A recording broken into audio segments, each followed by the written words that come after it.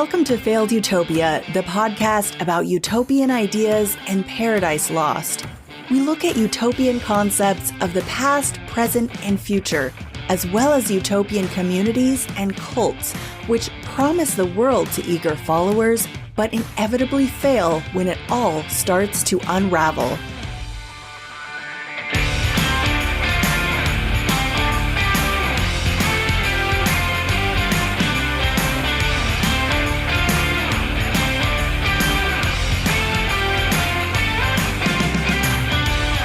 Cryptocurrency, one of the most buzzy techno-utopian ideas out there. Is it really a disruptive technology of the future, or a bunch of esoteric, elitist crypto bro bullshit? I don't know, but this is Failed Utopia, so I'm going to tell you all about it anyway. So how can we start to understand whether crypto can or already does live up to the hype? The first thing we need to figure out is, what even is it? Sure, it's been around for over a decade now, so we all know it's a decentralized digital currency that exists on the blockchain. But what does that mean? Well, we know the blockchain is an open source virtual ledger that keeps track of your crypto via a public record of peer-to-peer transactions. But what does that mean? Just because we can describe it in the most basic terms doesn't mean we understand it. That's not inherently bad, I guess. I mean, that's a sign of the times. Most of us don't know how our iPhone or any of the apps on it work either. That doesn't mean we can't benefit from using it, but it also exposes us to risks we may not be aware of. A blockchain network is essentially like a big spreadsheet or database that's distributed on tens of thousands of random people's computers across the world. All these computers are linked via the internet, and so they all have the same version of this ledger, where a record of every crypto coin transaction gets recorded in an anonymized form. Think of it like a giant Google Doc. I know, suddenly it doesn't sound so fancy, but the purported benefit is that it's decentralized, and it's secured with cryptography, so in theory it can't be messed with, i.e. falsified, and the record can't be lost. Other than in a catastrophic end-of-the-world doomsday event where we lose every computer and the internet, of course. In theory. Keep that in the back of your mind because we're coming back to that idea of immutability later. The other supposed main benefit of crypto is its anonymity. The blockchain records transactions using a long string of numbers and letters instead of the names of parties doing the transactions. A person's anonymous, or I guess pseudonymous ID is connected to the individual's crypto wallet, and that digital wallet can only be accessed with a private key generated with cryptography. Sounds pretty foolproof, right? Wrong, but hold on to that one too because we'll get back to that. The blockchain sounds like one thing, but actually there's more than one. Each type of coin, like Bitcoin, Ethereum, Dogecoin, whatever, has its own ledger, more or less. Actually, cryptocurrencies are a class of digital asset that exist on their own blockchains, and crypto tokens are built on an existing blockchain. But for practical use, these terms tend to be used interchangeably, and that's how I'll be treating them in this episode. And of course, other things besides crypto can exist on a blockchain as well, like NFTs, non-fungible tokens, which is a big topic, and there's so much to say that I just can't fit it into this episode. But if you want the short version, NFTs are almost completely a scam, even if a few people have made money with them, and some artists like them. Got it? Okay, if you still don't feel like you understand crypto, don't worry, I don't either. And very few people who are not computer scientists or cryptographers actually understand the underlying technology of crypto. But even for a layman's understanding, it's helpful to know where these crypto coins come from. The way that cryptocurrency is created is through a process called mining. And the similarity that it has to physical mining for, let's say, gold in the real world is that scarcity gives the commodity its value. So if you could just dig up as much gold as you wanted and it was dirt cheap to mine it, gold wouldn't be worth much as a commodity. Now, digital coins work basically the same way. They need to be somewhat rare and hard to get so that everyone can agree they hold value. If they were just everywhere and you could make as many as you wanted for free, they wouldn't be worth anything, right? So that's where mining comes in. Basically, a batch of cryptocurrency transactions gets cleared every 10 minutes. Crypto miners are the people who process these transactions, and they do this by using their computers equipped with specialized chips and software to solve large math problems. So, if a miner, of which there are thousands all over the world, successfully solves a problem before all the other miners out there, they have now mined a block. And they're rewarded with a block reward of a few crypto coins. And they also earn some transaction fees for those transactions they just processed by completing that arbitrary calculation. Solving these math problems, which I believe are usually factoring some really large numbers or things like that, is a useless task that uses up massive amounts of electricity due to the intensive computing power needed to carry it out. But it serves the purpose of both processing crypto transactions and also keeping the digital coins scarce because they're slow and expensive to mine. Again, like that analogy to physically mining resources in the real world. Just because computer scientists understand how it works doesn't mean they like it. Here's how computer science professor Nicholas Weaver put it in an interview with Current Affairs. What the miners are doing is literally wasting tons of electricity to prove that the record is intact, because anybody who would want to attack it has to waste that similar kind of electricity. This creates a couple of real imbalances. Either they're insecure or they're inefficient, meaning that if you don't waste a lot of energy, someone can rewrite history cheaply. If you don't want people to rewrite history, you have to be wasting tons and tons of resources 24/7, 365. And that's why Bitcoin burns as much power as a significant country. So this brings us to the first downside of crypto, and it's a doozy. Using an amount of electricity that could power an entire small or medium-sized country for basically no good reason at all. And miners are motivated to operate in areas with the cheapest electricity possible so they get the best bang for their buck, which in some cases may mean operating in areas with the dirtiest energy grid. In other cases, they may be using renewable energy, but wasting an amount of electricity equivalent to what millions of people would normally use nonetheless. Now, if you follow the news, you may have just heard the other day about the merge. No, not the purge like the horror movie, the merge. This was a giant restructuring of Ethereum, the second largest cryptocurrency by market cap, right after Bitcoin, of course, the original cryptocurrency. The merge was years in the making, but when it went into effect, the energy footprint of Ethereum dropped by 99%.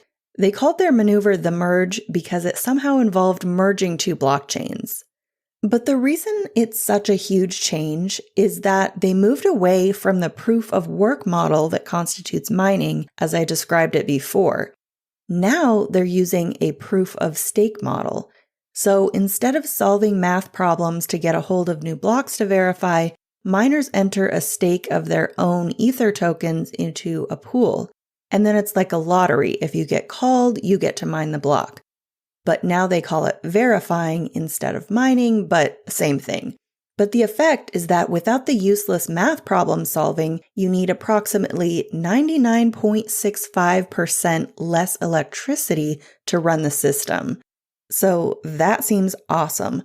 I don't know why this took 8 years. They started working on this back in 2014. And also, why doesn't Bitcoin do this too? Bitcoin is huge. It uses way more power than Ethereum ever did. And as of now, it appears extremely unlikely that Bitcoin will switch to a proof of stake model. But anyway, this seems like a massive step in the right direction for Ethereum, while also a sad reminder of the soul-crushing wastefulness of crypto in general. So it's kind of hard to understand how crypto works, but the thing I have the toughest time understanding is why. Why are certain people so excited about it? What can it actually do that solves a problem that someone has? How many people actually need to pay for something anonymously, especially given that we're tracked in innumerable other ways? If you have a cell phone, nothing you're doing is anonymous anyway, basically. Like, we're all at peak learned helplessness here. We pretty much just accept that we're being tracked and monetized at all times, and we just shrug and go about our business. And the problem of how to pay for stuff has already been solved. If you want to pay for something digitally, you can just use PayPal or Cash App or Venmo or any one of about a zillion other apps and platforms for this exact purpose, probably including your actual bank. My bank uses another popular digital payment platform called Zelle. I pay my rent with Zelle. And I don't need that transaction with my landlord to be anonymous and untraceable. In fact, it's the opposite. For most transactions, people want a record of it, and they want it to be traceable and also reversible. Crypto transactions are not reversible. Like when you go out and buy something with a credit card, you want that transaction reversible, especially if someone steals your credit card. So this is why I struggle so much to see the why of this. How is it a useful product, and how is it a disruptive product? Well, proponents say crypto heralds the end of banks, a decentralized currency that gives all the power to the people. Stick it to the banks, stick it to Wall Street, and stick it to the man, the government. It's an anarchist technology, a totally open market with no middlemen, no intermediaries, no regulations. I get the appeal on that front, and it makes even more sense if you consider the emergence of Bitcoin right around the 2008 economic crash and subsequent bank bailouts. But is it better than banks? The reason the banking industry has so many regulations is to protect consumers. I would argue this is only effective up to a point. See aforementioned financial meltdown of 2008, but at least the basics are there, like your bank deposits are federally insured, that FDIC thing you see on every banking ad. That's a safety net to keep you, the consumer, from losing all your money. But there is a certain group of people who do have a strong interest in keeping their transactions private. Criminals. Crypto has been popular for purchasing illegal products and services like drugs and child exploitation material, and especially ransoms. The explosion in recent years in ransomware attacks is being driven by crypto. If you're holding a hospital's systems hostage demanding $10 million to hand over the de-encryption key, the challenge is how to actually get your money without getting caught. Crypto is practically purpose-built for this. A bank might stop a transaction of $10 million going to, let's say, a known Russian hacking group, and the bank account on the receiving end could be traced anyway. But Bitcoins can be transferred instantly with no third party to stop it. Crypto is also used for money laundering, but in both these cases, law enforcement is starting to catch up with more sophisticated tools for catching and stopping these types of misuse. For example, the FBI managed to get back a couple $1 million paid by the Colonial Pipeline in a cyber attack that made headlines last year. But crypto is still popular for conducting transactions you aren't allowed to do in the mainstream banking system. And it's important to note that transactions that aren't allowed could be construed very differently depending on where you are. So on the pro-crypto side, there's always the specter of a dissident or resistance movement fighting a repressive government, whose members and supporters have a legitimate need to operate under the radar to avoid persecution. And this is one that's hard to argue against, other than it might not be particularly useful even for this. The thing is, crypto isn't as private as advertised. As I explained, transactions are recorded with an ID and not your name, but your crypto is stored in a wallet, which is a piece of software on your phone or computer. So if someone can identify your wallet, your transactions can be traced on the public ledger, the blockchain. And law enforcement has gotten better at tracing transactions. It may take a lot of effort in some cases, but if they want to, they can. And then if you have a whole bunch of crypto, what do you do with it? Anonymity basically goes away when you convert it to dollars, which you'll probably have to do if you want to spend the money. If you convert your crypto to dollars, like on an exchange, let's say Coinbase, they have to do some due diligence to comply with financial regulations because of the known risk of money laundering. They'll comply with Know Your Customer guidelines, which usually means verifying your identity, just like a bank would. So, as with any type of currency, if you just show up with $1 million, it's not like there won't be any questions about where it came from. So, converting crypto into currency that you can actually spend is the off-ramp, and that's where regulations and law enforcement can come in. However, this may depend on what country you're in. Russian hackers seem to be very successful with ransomware attacks because Russia isn't that interested in monitoring the off-ramp, so they can pretty much cash out without too much scrutiny.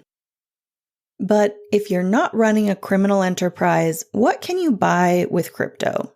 Like, is it useful for day-to-day purchases? No, very few businesses will accept direct crypto payments. There may be a small but growing number of businesses who say you can pay them with crypto coins, but generally, that's not really what's going on. What happens is they use a third-party service to exchange bitcoins to dollars so they can then carry out the financial transaction of your purchase. It's a needlessly complicated, expensive, and inefficient convolution that doesn't have any apparent benefit. And then if you want a refund a week later, you'll likely get back a different amount of crypto than the amount you paid, since the value of your crypto will have changed and the exchange rate to the dollar will be different, which hopefully we can all agree is not how we want money to work.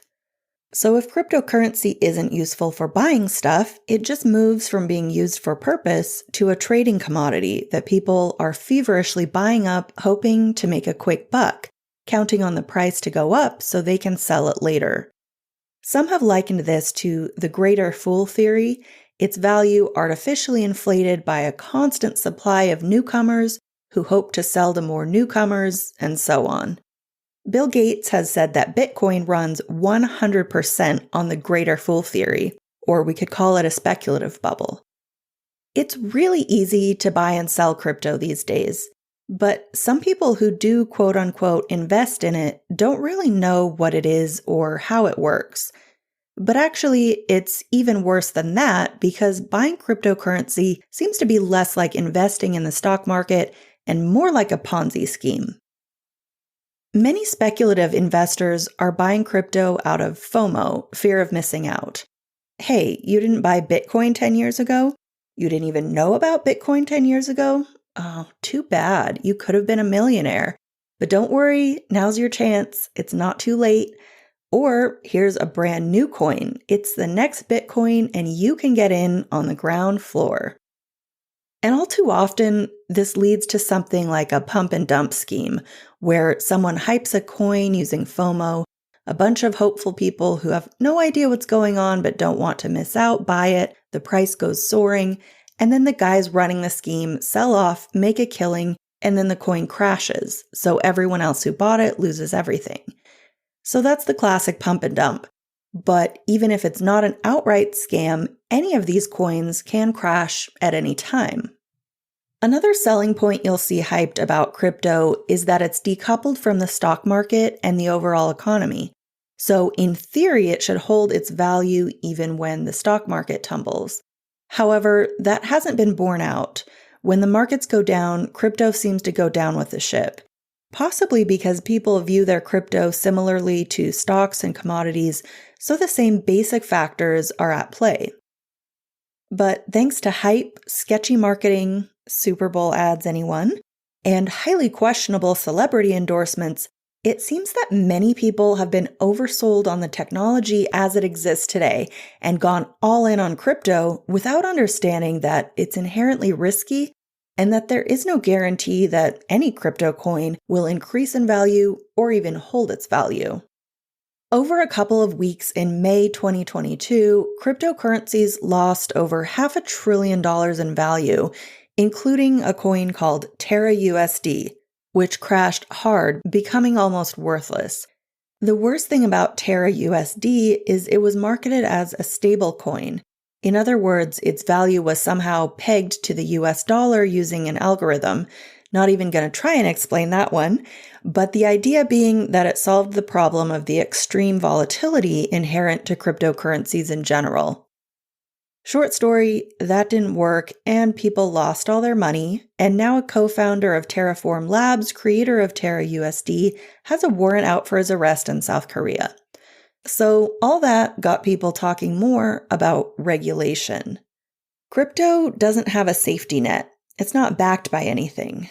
And that's the whole thing, right? Totally open market, no intermediaries, no banks.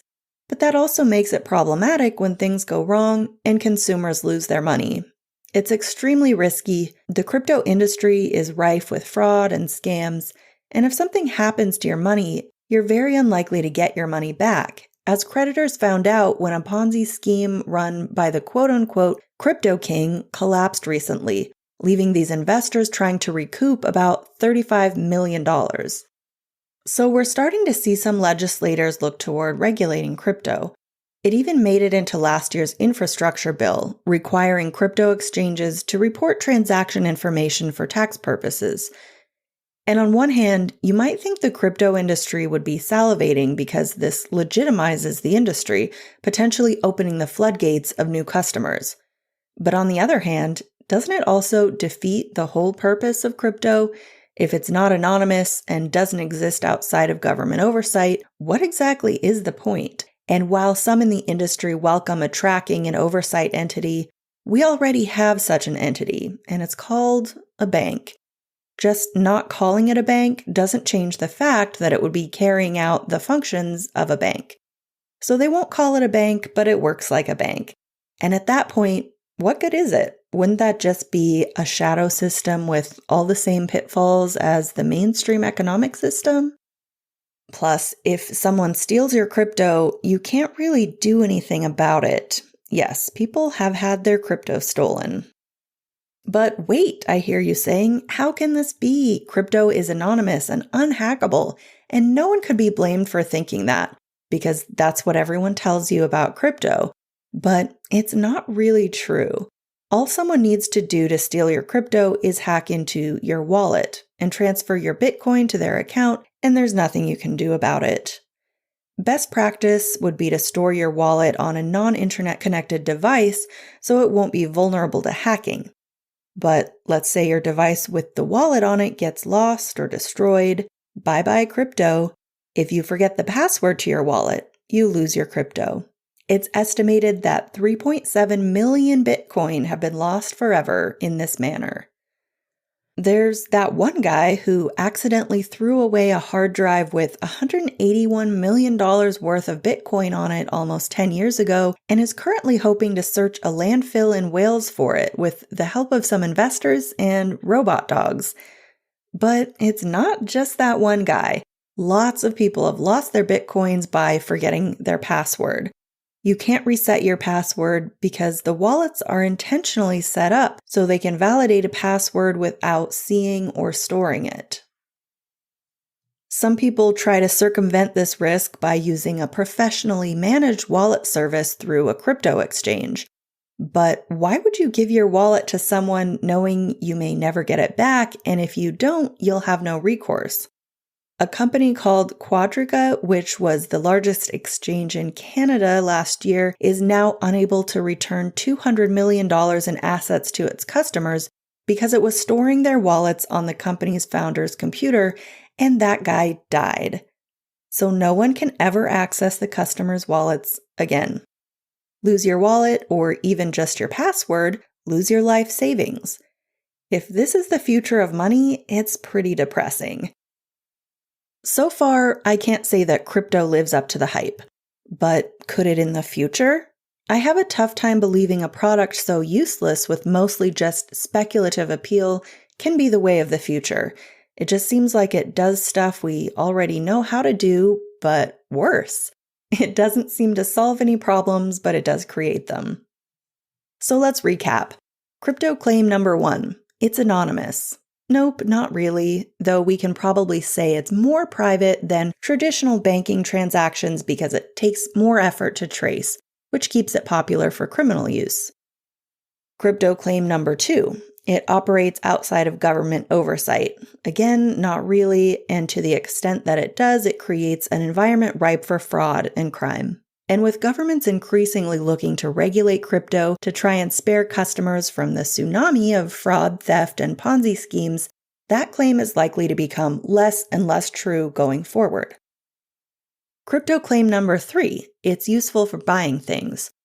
Not really. Few merchants accept crypto, and to be honest, how useful can a currency be for day-to-day expenses or bills if the amount in your wallet changes every day, sometimes drastically, and possibly even losing all its value?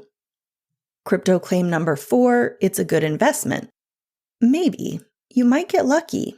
Maybe not. It's even more like gambling than the stock market. The few guys who got in early benefit the most in a rich-get-richer scenario, and downstream things aren't looking good. Most people lose. But the crypto millionaires need to keep hyping it to get people to keep buying it. In other words, the benefits just happen to fall in a roughly triangular or pyramid type shape. Crypto claim number 5. Crypto is the future. This is possible. Given that interest in crypto seems to be growing, I'm betting crypto isn't going anywhere anytime soon. So maybe if crypto gets more useful and convenient and ubiquitous, we'll all be using it one day. But there are a couple of things that bother me about this possibility besides the environmental concerns. First off, how would this be any different from our current system of digital payments? If I want to pay for something online or use my phone with Apple Pay when I go out shopping, I can. It's fast, easy, and safe. Ergo, why reinvent the wheel? We don't need crypto to do any of this. We've already been doing it for years. But secondly, assuming the end game of crypto really is to do away with banks, that sort of assumes a future where people can't or don't trust institutions. And I get why you wouldn't. I do. We're in the midst of a crisis of distrust in institutions here in the US, and I believe it's a global trend to some extent. But do we really want to just give up and say, this is our future? Distrust in institutions is fixable. Corruption is fixable. There are ways to solve our problems in our institutions, particularly banks. We don't have to throw our hands up and say, burn it all down. And if I'm being honest, I've seen nothing to convince me that a widespread crypto future won't just replicate all of those same problems that need solving now. Okay, so we've covered a few basics on crypto, and no, by no means has this been a comprehensive look at crypto. But next episode, let's put the utopia in failed utopia. Crypto utopias. We're talking private islands here, people. That's next time.